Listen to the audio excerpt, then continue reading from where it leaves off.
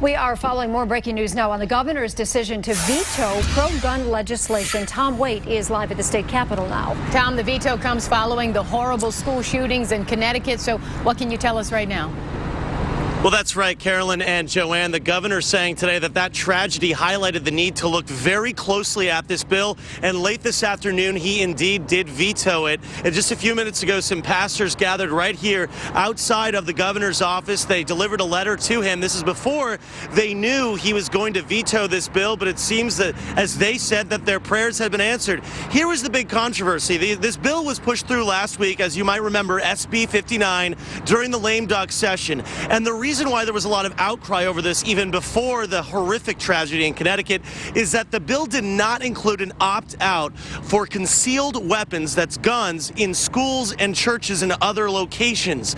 Now, the current law that stands right now allows for open carry in those places, but a lot of schools and other daycares and places like that have been able to get away from those open carry situations by just banning them, by placing signs and things like that out in public places so that they cannot be brought there. But what the governor was saying about the bill that was on his desk is that it should have contained an opt-out, so that basically we weren't just doing a flip-flop here, going from, open carry is okay to not okay, but concealed is okay. And given what happened in Connecticut, the governor definitely feeling the heat, definitely mentioned that in his statement that he released late this afternoon. He has not appeared on camera.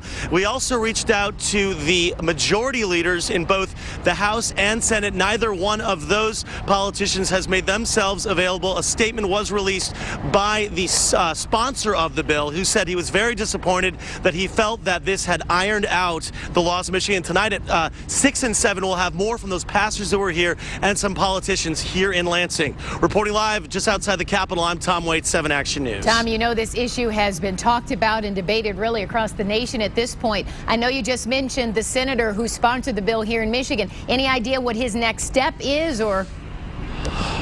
Well, I think right now he is going to go back to the drawing board based on what I read in his statement. He was not made available either for an interview, so we're not exactly sure, but he expressed a high level of disappointment in this bill, because here's the deal. Right now, open carry still is technically legal in places like schools and churches, but basically what's been able to happen right now is these places have been able to ban them just by their own sort of personal bans, but they don't necessarily hold up in court. So we still have an issue here that both the governor and the Republicans say we need to deal with, because open carry is still an issue. I would be sure you would think that somewhere down the line they will be dealing with it, but I think so many people think maybe just the time is not right this second to deal with something so controversial. So we'll follow it with the new legislature in the coming year. Thank you so much, Tom.